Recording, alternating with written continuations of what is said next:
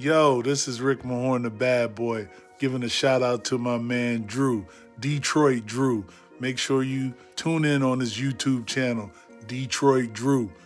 Bad boy. Are you ready?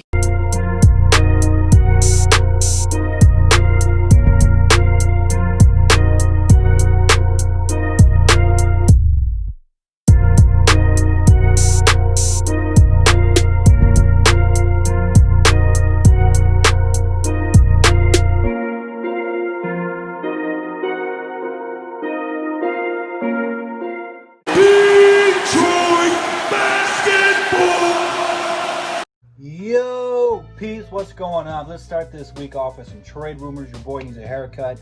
I am just deciding if I want to put my mask on and go let the barber do it or give myself another home haircut. But before we hop into this real quick, gotta give a shout out to my boy Gnome. He is going to be leaving the DSA to pursue other things. He's doing what's best for him. So Gnome, man, I wish you the best in your journey.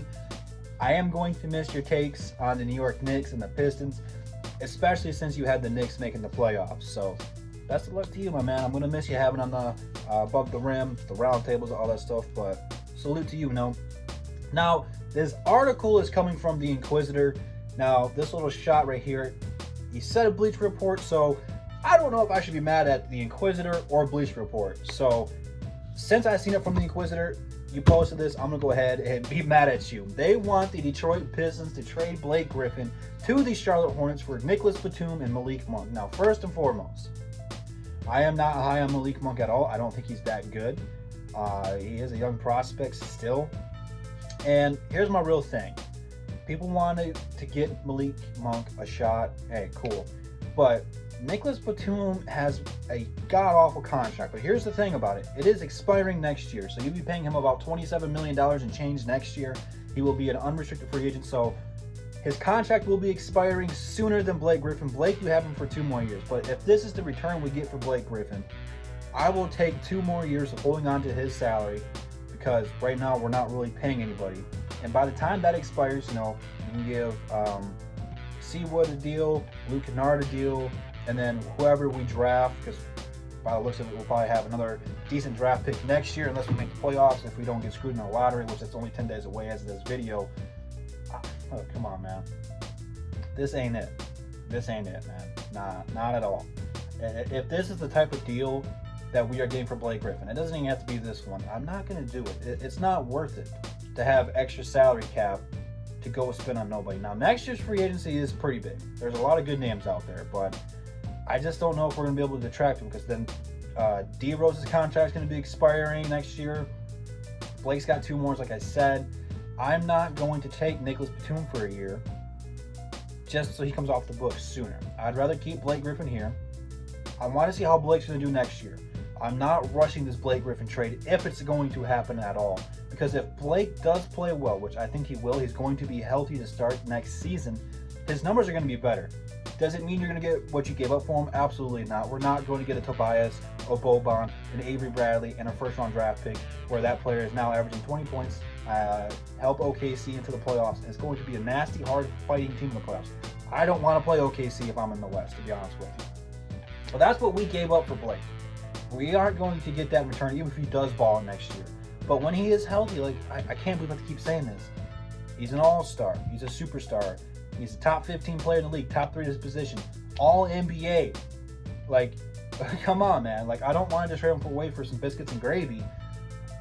I just think that the best options for the Pistons is to be patient. I'm not saying don't trade Blake, because there might be a deal out there worth it. There might be, and then there might not be. But you kind of have to accept that.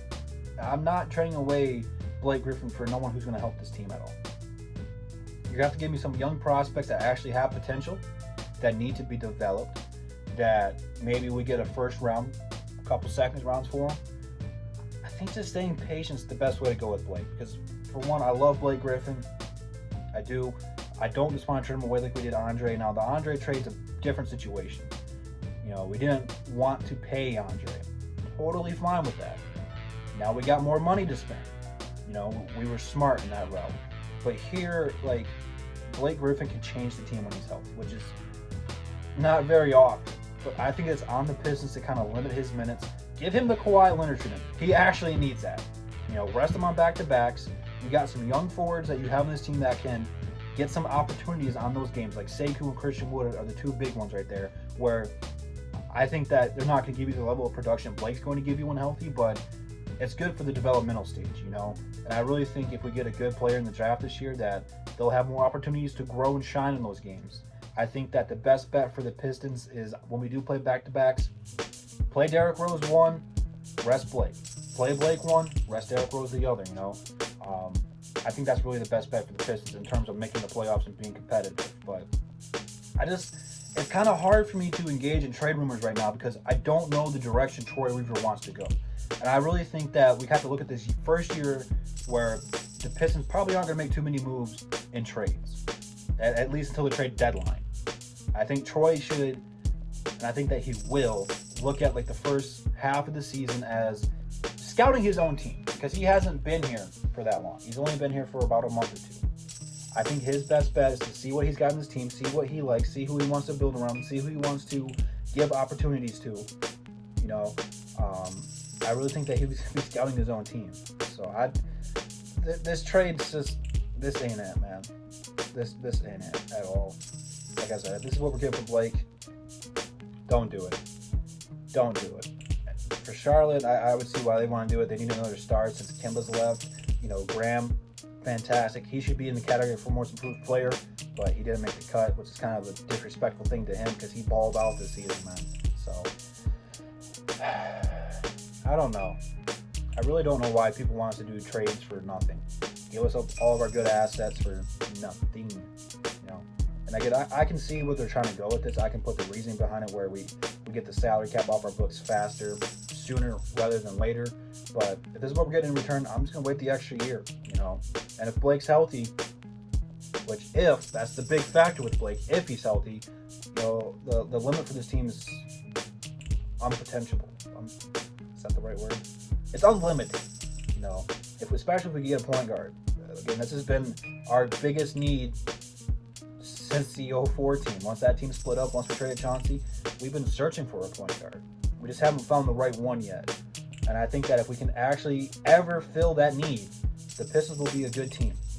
They're just a couple pieces away from being back into the playoffs and being better than an 8 seed.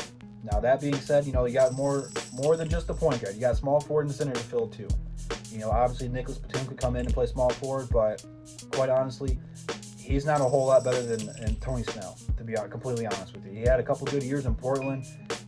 His first year was okay in Charlotte, but after he got that huge contract, it's been butt cheeks and not the good kind. So I don't really want to have a year of Nicholas Batum stinking the court up, probably riding the bench. You probably get the Luol Deng treatment where he's on the team getting the most money, but not really playing, And I know Malik Monk will get opportunities, but I like our guards we got right now. Malik Monk can play the 1 or the 2. He's not really great, though. I'd rather give those opportunities to Bruce Brown, Luke Kennard, Mahai Luke, Jordan Bone, give him some opportunities and really develop those young fellas, And plus, if odds are we're going guard in the draft anyway, I don't like what we'll be getting in return for this. But maybe you guys have a different viewpoint on it. Leave it down in the comments, man. I don't want to make this a half an hour video because I very well could, but I don't really want to. So leave it down in the comments, man. Instagram, Twitter, DSA numbers, DSA website, DSA channel.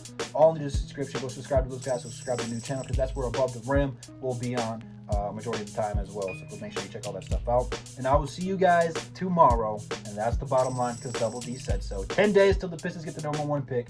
Woo!